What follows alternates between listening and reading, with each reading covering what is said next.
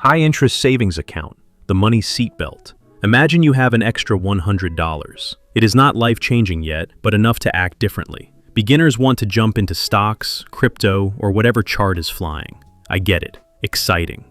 But before money goes on an adventure, it needs a seatbelt.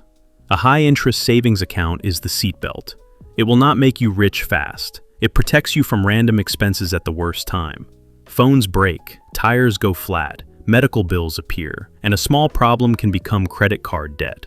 So the first $100 often belongs somewhere safe, insured, accessible, and earning more than a normal low-rate account. Compare the yield, avoid monthly fees, check withdrawal rules, and make sure the bank or credit union is insured. Access matters because emergency money must be reachable. Put $100 into a high-yield savings account and add $20 every week. Months later, you are not rich, but sturdier. A surprise bill becomes annoying, not terrifying.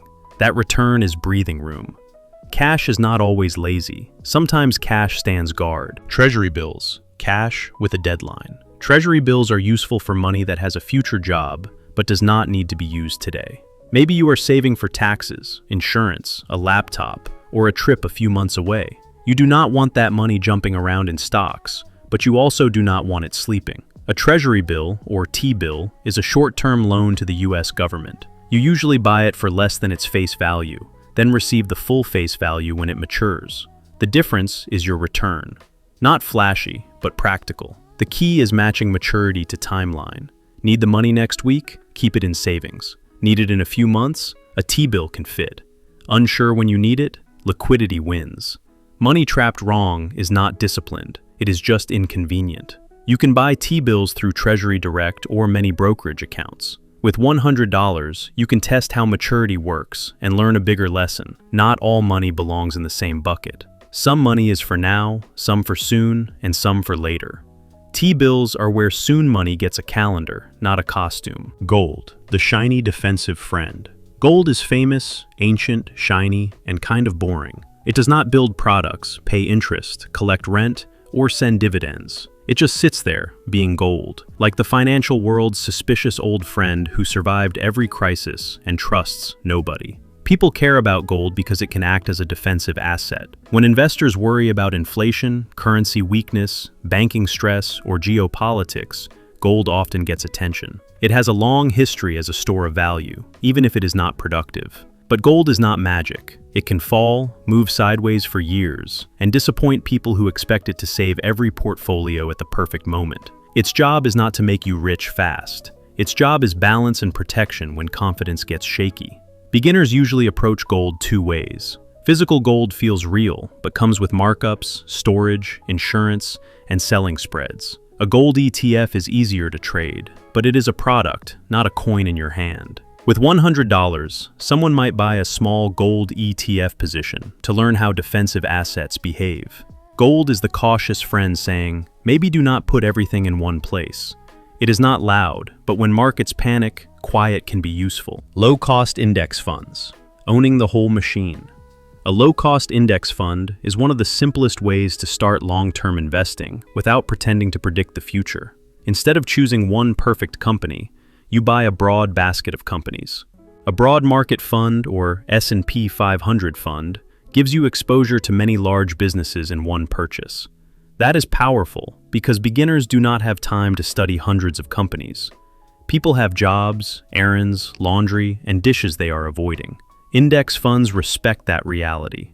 They say, instead of guessing which company wins, own many of them and let the productive economy work over time. Open a brokerage account. Choose a reputable low-cost ETF or mutual fund. Check the expense ratio, know what index it tracks, and invest consistently. Fractional investing means $100 can still start. The engine is time, ownership, low costs, and consistency. Invest $100, then add $50 every month. At first, the result may look boring. The market rises, falls, acts dramatic. But over years, contributions build the base, reinvested returns add fuel, and time does the heavier lifting. Index funds can still drop hard. They are not safe like savings. They are built for long-term growth, not next week dopamine. Sometimes you just need to own the market, keep fees low, and stop interrupting compounding. REITs, real estate without landlord drama. Real estate sounds powerful because it feels solid. People hear property and imagine rent checks, keys, balcony coffee. Then the real version shows up with mortgages, repairs, taxes, vacancies, tenants, and pipes that know the worst time to leak. A real estate investment trust, or REIT, gives beginners another doorway. Instead of buying a whole property, you buy shares in a company or fund that owns income-producing real estate. REITs may own apartments, warehouses, hospitals, hotels, offices, data centers, or cell towers. What the REIT owns matters because each behaves differently. The appeal is real estate income without becoming a landlord. You buy a market-traded slice of property income. For beginners, a diversified REIT ETF is often easier than picking one company because it spreads exposure. REITs can pay dividends because they generally distribute much of their taxable income, but risk still exists. Interest rates, debt costs, recessions, cycles, and weak tenants can hurt returns. With $100, you might buy a broad REIT ETF and learn how property behaves inside a portfolio. You are not suddenly a tycoon, but you have opened the real estate door without buying the building, fixing the roof, or taking the plumbing call. Flipping physical items, when knowledge becomes the asset. Flipping is different because it is not a financial instrument. No fund page, ticker symbol, or government auction. It belongs here because growing money is not only about buying assets. Sometimes the asset is knowledge. If you understand game consoles, cameras, sneakers, golf clubs, furniture, tools, collectibles, books, or old electronics, you may notice value others miss. Someone else sees clutter. You see inventory. That knowledge can turn $100 into a tiny business, but this is active work. The idea is straightforward. Buy something for less than it is worth, then sell it for more. Beginners often trust asking prices, but asking prices are just people announcing their hopes. Sold prices matter.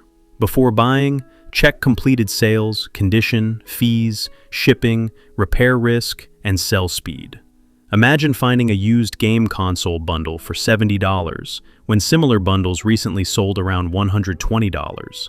You test it, clean it, take better photos, write a clear listing, and sell it for $115. After fees and delivery, maybe you keep $25 profit. That return was earned through research, inspection, listing, packaging, and customers. Flipping teaches margin, demand, pricing, cash flow, customer trust, and execution. Your process is the risk. Buy too high, ignore fees, or misjudge demand, and your investment becomes a box in the corner. Done well, $100 becomes business school. Individual stocks, thinking like a business owner. Individual stocks feel personal. With an index fund, you own a broad slice of the market. With one stock, you pick a business and say, I think this company can create value. That can reward you, but it asks for homework. A stock is not just a logo or ticker moving on a screen. It is a piece of a real business with customers, costs, competitors, debt, margins, and expectations. Give yourself a visual checklist. 6 things. Let me go through them quickly. First, business model. How does the company make money? Products, subscriptions, ads, software, chips, loans, cloud services, or something else? If you cannot explain it clearly, pause. Second, growth. Are sales rising because customers are growing, prices are higher, products are working, or new markets are opening? Growth is better when the engine is repeatable, not lucky. Third, profitability. Revenue is applause. Profit is what stays after the show. A company can look busy and still keep little money. Fourth, debt and cash. Too much debt becomes heavy when rates rise or business slows. Cash gives it room to survive bad periods and invest. Fifth, advantage. What makes the business hard to beat? Brand, scale, network effects, patents, switching costs, distribution, lower costs, or better technology. Sixth, valuation. A great company can be a weak investment if the price expects perfection. That is the checklist. Money model, growth, profit, balance sheet, advantage, price. Now turn it into one plain thesis. I understand how it makes money, why it can grow, what protects it, and what could prove me wrong. With $100, fractional shares let you learn small. Follow earnings, margins, valuation, competition, and major news. Many beginners keep index funds as the foundation and individual stocks as a learning zone. Buy one company like an owner, not like a fan. Cryptocurrency, the wild card with a password problem. Crypto is what happens when finance, technology, internet culture, and human emotion enter one room. That is why it is interesting, and why it gets messy quickly. Bitcoin is the biggest name, built around scarcity, decentralized validation, and money outside traditional banks. Ethereum expands the idea with smart contracts and programmable applications. Around them sits a larger world of tokens, exchanges, wallets, stablecoins, meme coins, innovation, speculation, scams, collapses, recoveries, and confident strangers explaining why the chart is good news. Crypto challenges parts of the old financial system, but it also removes many safety rails. A boring bank app may not feel revolutionary, but boring has customer support. In crypto, a wrong address can be permanent. Lost keys can lock you out, and weak exchanges add platform risk. Prices can move hard. Unlike savings, crypto does not offer the same insured balance protection. Unlike stocks, many crypto assets do not represent ownership in a profitable company. Prices depend on adoption, liquidity, regulation, technology, narratives, fear, greed, and speculation. So if a beginner touches crypto, the rules should be clear. Use reputable platforms, turn on strong security, learn exchanges versus personal wallets, avoid leverage, be skeptical of guaranteed yields. Do not send money to strangers promising easy returns. Never use money you actually needed. With $100, Bitcoin can be a controlled experiment, not a rescue plan. The mindset is, I want to understand this, and I can survive if it drops. Think of crypto as a side quest. Interesting, risky, sometimes rewarding, and best played after you understand the main game. Closing. Give every dollar a job. So what is the best place to put $100? Annoying answer, it depends. Honest answer, it really depends. Savings protects you. T-bills help short-term cash follow a schedule. Gold plays defense. Index funds let you own the broader machine. REITs open the door to property income. Flipping turns knowledge into margin.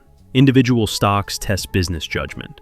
Crypto explores the frontier, but it punishes carelessness. The mistake is treating every dollar like it has the same job. Some dollars need safety. Some need growth. Some can take risk.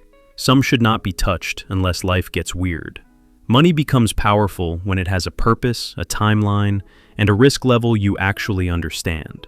Start with $100 if that is what you have. The amount is small, the habit is not. Start.